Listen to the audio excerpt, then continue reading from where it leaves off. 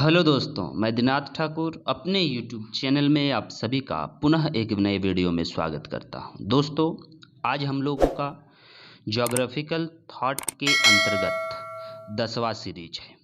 इस सीरीज में हम लोग आज देखेंगे डार्विन के बाद नया भूगोल, अर्थात डार्विन के उद्विकास सिद्धांत के बाद हमारा किन किन विद्वानों का योगदान है और डार्विन के बाद डेविस, रेडजेल, पैस्चेल जैसे प्रमुख विद्वानों से संबंधित काफ़ी महत्वपूर्ण 35 एमसीक्यूज क्वेश्चन को देखेंगे, जो आने वाले PGT, TGT, UP assistant professor, Rajasthan assistant professor, साथ ही साथ सभी परीक्षाओं के दृष्टिकोण से काफ़ी महत्वपूर्ण है। तो चलिए स्टार्ट करते हैं।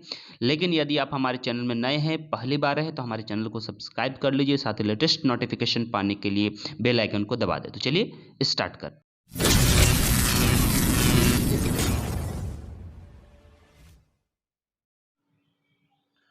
आज का पहला सवाल है 1859 के बाद नए भूगोल के विकसित होने का प्रमुख कारण क्या था। यानी कि डार्विन के उद्विकास सिद्धांत 1859 में है, ओरिजिन ऑफ स्पीसीज पुस्तक के माध्यम से। उसके बाद नया भूगोल यानी कि डेविस, रेडजेल और पैस्चेल जैसे भूगोलवेताओं के भूगोल के विकास का कारण क्या था। यहाँ पर ध्यान दीजिएगा कि डार्विन के मूल जो उद्विकास सिद्धांत है जो 1859 को आया था, यानी कि ओरिजिन ऑफ स्पीसीज है, उसी के बाद हमारा भूगोल में एक नई रूपरेखा तैयार हुई। डेविस जैसे प्रमुख विद्वानों का आगमन हुआ, रेडजेल जैसे प्रमुख मानव भूगोलवेता, राजनीतिक भूगोलवेता का आगमन हुआ और पैस्चेल जैसे प्रमुख भौतिक भूगोलवेता का आगमन हुआ। साथ ही साथ डेविस के संदर्भ में हम लोग ये भी कहते हैं कि ये भू आकृति विज्ञान के जनक भी हैं। तो ये काफ़ी महत्वपूर्ण क्वेश्चन है कि 1859 हमारा जैसे ही पार होता है वैसे ही एक नया भूगोल विकसित होता है, जिसमें डार्विन का उद्विकास सिद्धांत ओरिजिन ऑफ स्पीसीज काफ़ी महत्वपूर्ण है। और डार्विन के यही उद्विकास सिद्धांत को मानवीय प्रक्रियाओं के माध्यम से, मानवीय सामाजिक प्रक्रियाओं के माध्यम से हर्बर्ट स्पेंसर ने सामाजिक डार्विनवाद का कॉन्सेप्ट दिया था। अगला प्रश्न है, किस भूगोलवेता ने यह सुझाव दिया कि भूगोल में मनुष्य का अध्ययन नहीं होनी चाहिए। ध्यान दीजिएगा, काफी महत्वपूर्ण है यहाँ पर, नहीं होनी चाहिए है, होनी चाहिए नहीं, नहीं होनी चाहिए, ये काफी महत्वपूर्ण है। तो जर्लैंड नामक एक प्रमुख विद्वान हुए, इन्होंने यह सुझाव दिया था कि मनुष्य का अध्ययन भूगोल में नहीं होना चाहिए। अर्थात हम कह सकते हैं कि मनुष्य को भौगोलिक अध्ययन में हम नहीं रख सकते हैं। अगला प्रश्न हमारा है, उद्विकास सिद्धांत के बाद, उद्विकास सिद्धांत के बाद भूगोल में मानव किस पुस्तक से पुनर्स्थापित हुआ। भूगोल में मानव यानी कि मानव का संदर्भ जो है किस पुस्तक के माध्यम से यहाँ पर स्थापित किया गया था।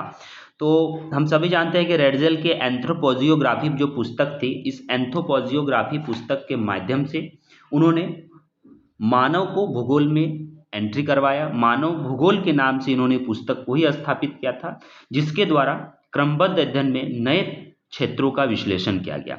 और ये मानव भूगोल के संदर्भ में रेडजेल की बहुत बड़ी ख्याति प्राप्ति हुई।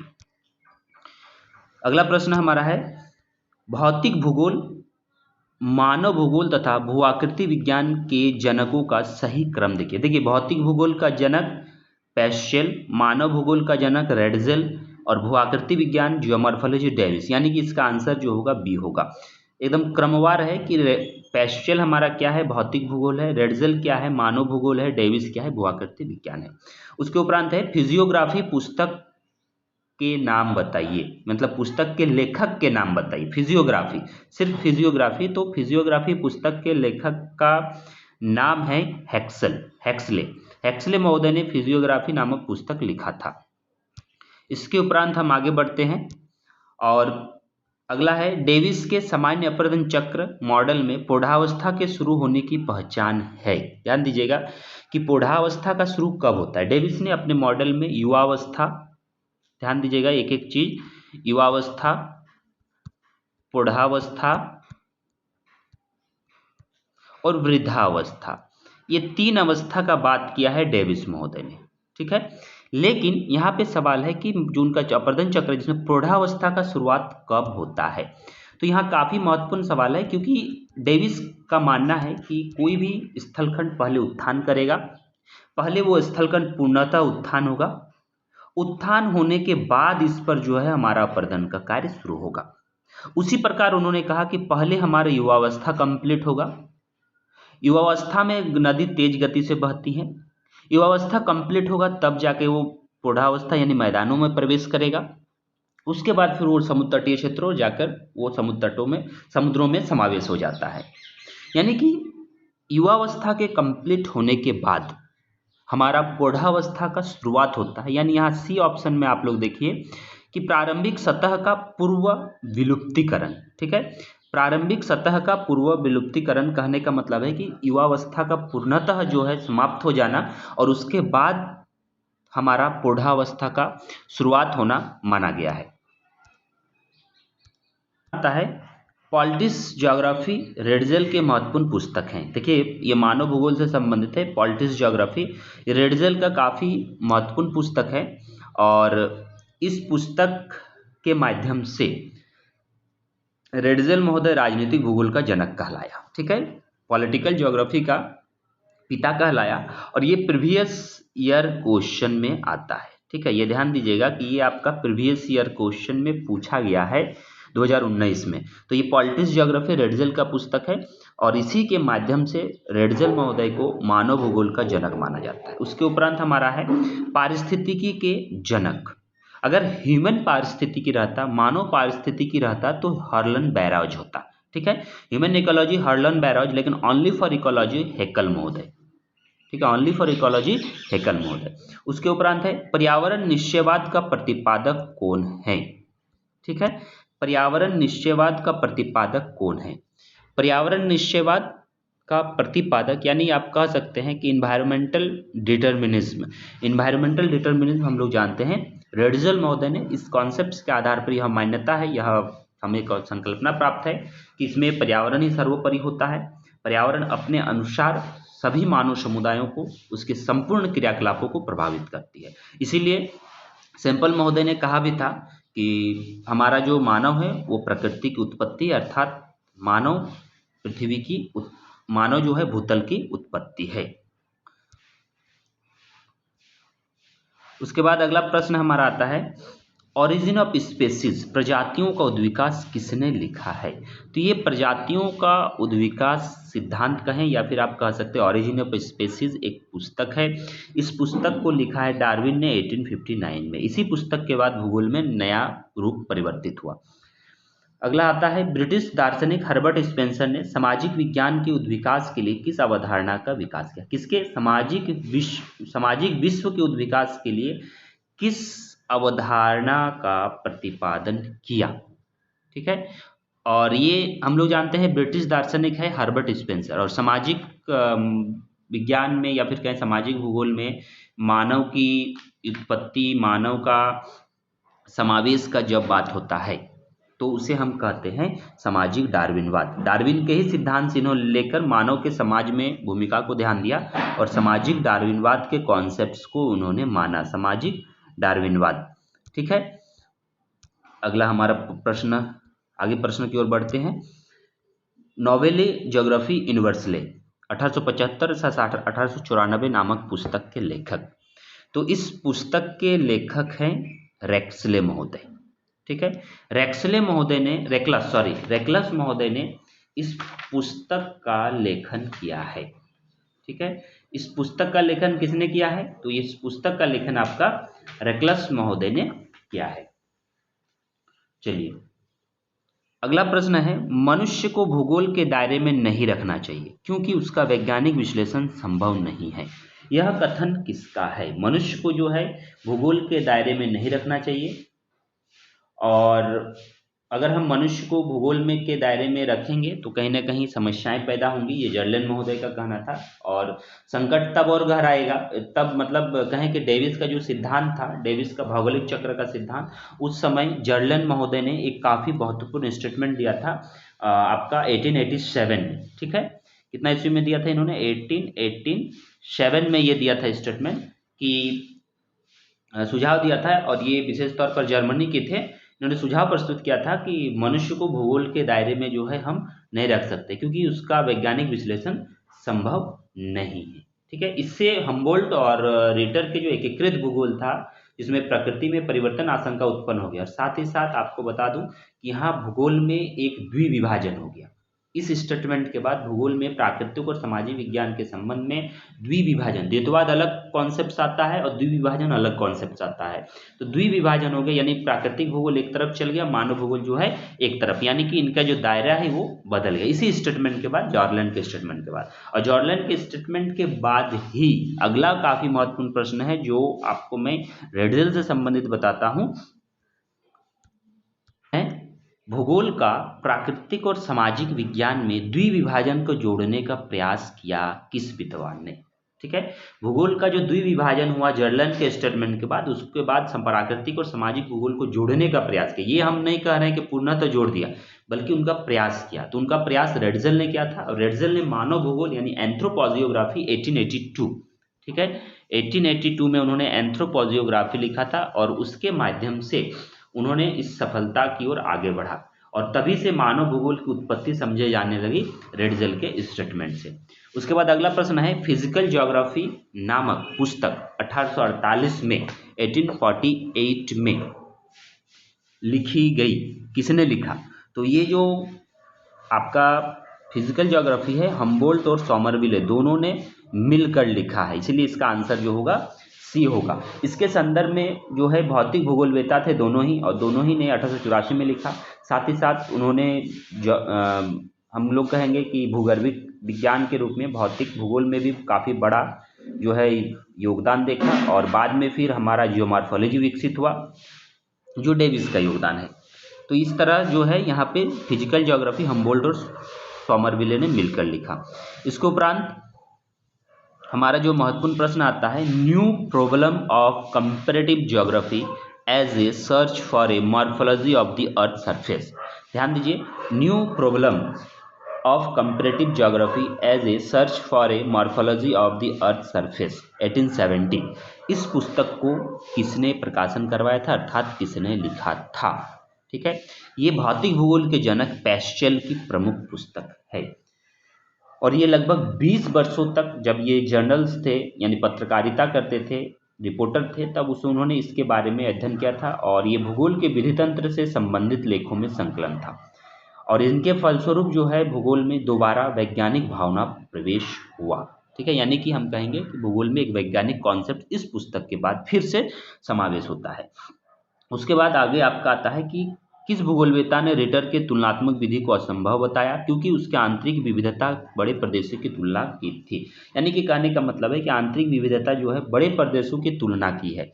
जो रिटर का प्रादेशिक अध्ययन था वो बड़े प्रदेशों के संदर्भ में था, तो इसीलिए पैस्चेल महोदय ने जो है इनके स्टेटमेंट को तुलनात्मक विधि को असंभव बताया। और पैस्चेल का विचार था कि तुलना स्पष्ट रूप से पहचाने जा सकने वाली आकृति और लक्षणों के मध्य की जा सकती है। ठीक है, जब हम तुलना करते हैं किसी की, तो तुलना करते हैं तो दो तथ्यों का संपूर्ण तुलना होना चाहिए, जिसको हम आसानी से पहचान सके और जिसको हम आसानी से स्पष्ट कर सके। यही कहना है इनका, पैस्चेल महोदय का। लेकिन प्रदेशों के मध्य में ये नहीं है, हर एक प्रदेश में अनेक विभिन्नताएं हैं, जो रिटर के संदर्भ में ये जो है तुलनात्मक विधि गलत हो जाता है पैस्चेल के नज़र में। इसके बाद आपका आता है the race of mankind their geographical distribution 1876। ये पुस्तक है the race of mankind the geographical distribution. इस पुस्तक के लेखक कौन हैं? तो इस पुस्तक के लेखक हमारे आते हैं, वो हैं काफ़ी महत्वपूर्ण विद्वान है, जिसको हम सभी मतलब जानते भी हैं, और इसके बारे में हमारा व्याख्या भी होता है, जिसे हम भौतिक भूगोल का जनक भी कहते हैं, पैस्चेल महोदय। भूआकृति विज्ञान के जनक पैस्चेल, डार्विन, रेडजेल या फिर सोमरविले। तो यहाँ पर एक भी सही नहीं है, क्योंकि भौतिक विज्ञान का जनक जो है वो डेविस महोदय को माना जाता है।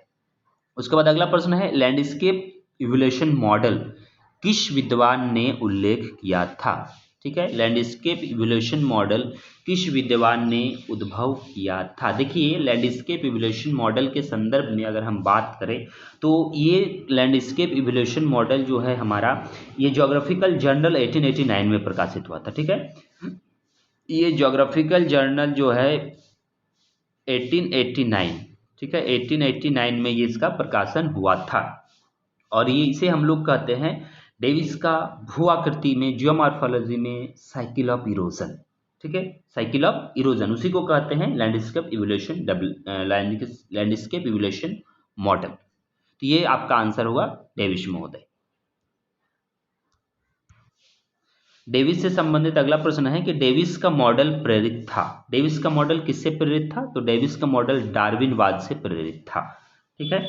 यानी कि आप कहेंगे कि डेविस ने जो दृश्यभूमि का वर्णन किया, न कि सीधे पर्यवेक्षण, डेविस का जो मतलब उद्विकास, डेविस ने डार्विन के उद्विकास सिद्धांत, उनके क्रमिक परिवर्तनों में होने वाले विकास के बारे में बात किया था। साथ ही साथ उन्होंने वैज्ञानिक अपने अनुसंधान कार्य में उनके सिद्धांत को विज्ञान के रूप में प्रस्तुत किया, और उद्विकास सिद्धांत जो डार्विन का था उसी शब्दावली को उन्होंने प्रयोग किया। और युवावस्था, प्रौढ़ावस्था, मतलब यूथ एज हमारा है युवावस्था, प्रौढ़ावस्था, और मतलब युवावस्था, प्रौढ़ावस्था और वृद्धावस्था, ये तीनों का यहाँ पर उन्होंने प्रयोग किया। एडल्ट, यूथ, एडल्ट और आपका ओल्ड एज, इन तीनों का प्रयोग किया डार्विन के सिद्धांत से, इसीलिए इसको कहते हैं डार्विनवाद का सिद्धांत से प्रेरित था। उसके उपरांत आता है स्थलाकृति संरचना प्रक्रम का अवस्था का प्रतिफल, ये डेविस महोदय का है। उसके बाद डेविस ने कहा कि प्रारंभिक अनुवर्ती ढाल का अनुसरण करने वाली अपवाह प्रणाली के स्थलखंडों पर तीव्र लंबवत अपरदन करती है। यह कितने डिग्री का कोण पर होती है? तो ये जो है काफी महत्वपूर्ण क्वेश्चन है, क्योंकि जब आप प्रारंभिक अनुवर्ती ढाल का अनुसरण करने का बात पढ़ेंगे, जिसमें विभिन्न नदियां जो है अपनी परिच्छेदिका बनाती हैं, घाटी बनाती हैं और उच्चावच को, तीव्र ढाल को काटती हैं, तो वो 30 डिग्री का एंगल पर काटती है, ठीक है, 30 डिग्री का एंगल पर काटती है, जिससे वो युवावस्था में, एक्चुअली ये काम जो उनका युवावस्था में होता है। उसके उपरांत अगला जो हमारा प्रश्न है, इंपॉर्टेंट प्रश्न है, किस विद्वान ने के संदर्भ में यह कहा जाता है कि एक तरफ संपूर्ण अमेरिकन भूगोलवेत्ता, एक तरफ आप अकेले। यहाँ पे ध्यान दीजिएगा, थोड़ा सा मेरा इसमें क्वेश्चन बनाने में कंफ्यूजन हो गया। यहाँ पे कहने का मतलब है कि एक तरफ आप अकेले विद्वान के संदर्भ में, एक तरफ संपूर्ण भूगोलवेत्ता, जरूरी नहीं है कि अमेरिकन भूगोलवेत्ता, संपूर्ण भूगोलवेत्ता। तो डेविस के संदर्भ में यह कहा जाता है कि डेविस अमेरिकन ज्योग्राफर थे, इनके संदर्भ में कहा जाता है कि अकेले अमेरिकन ज्योग्राफर डेविस और संपूर्ण विश्व के भूगोलवेत्ताओं को अगर तोला जाए तो डेविस भारी पड़ जाएंगे। और इसी के संदर्भ में इन्होंने इतने सारे क्रियाकलाप भूआकृति विज्ञान के संदर्भ में किया है, इसलिए इसे हम भूआकृति विज्ञान के पिता भी कहते हैं। डेविस का सिद्धांत था, तो डेविस का जो विधि था उसका अगर हम फाइनली देखें तो फाइनली एक चीज पता चलता है कि उनका जो इस विधि था कारण प्रभाव था, एक्स फैक्टर रिसर्च पर था, कि अगर कोई घटना घटित हो रहा है तो उसके पीछे कारण क्या है। इसके उपरांत आपका आता है कि उत्तर डार्विन काल मानव भूगोल में सबसे बड़े योगदानकर्ता ने भूगोल के अध्ययन में मानव का स्थान को अस्थायी रूप से सुरक्षित बनाने का काम किया। तो अस्थायी रूप से सुरक्षित बनाने का काम किया है रेडजल महोदय ने। यह कथन किसका है कि मैंने यात्राएं की, स्केच बनाया तथा वर्णन किया। ध्यान दीजिए, मैंने यात्राएं की, स्केच बनाया तथा वर्णन किया, यह जो है आपका रेडजल का ही स्टेटमेंट है। रेडजल ने इस स्टेटमेंट को दिया था, ठीक है। और यह उन्होंने जो है पर्यवेक्षण के दौरान अमेरिकी और मैक्सिको में जब वो पर्यवेक्षण करते थे, तो मैक्सिको में जो अप्रवासी जर्मन कैसा जीवन जीते हैं, और साथ ही साथ चीन, भारत और अफ्रीकी मूल के निवासियों के जीवन पद्धति के बारे में उन्होंने भी वर्णन किया है। अगला आता है geology letter from the shore of Mediterranean, भूमध्य सागर के तट से जीव वैज्ञानिक पत्र। यह एक लेख है, जर्नल है। इसको किसने प्रकाशित करवाया था? तो इसको प्रकाशित करवाने का श्रेय जाता है रेडजल महोदय को। वॉस्क कुंडे, ध्यान दीजिए, वॉस्क कुंडे 85 से 88 3 खंडों में प्रकाशित हुआ था। ये वॉस्क कुंडे का शब्द किसका दिया हुआ है?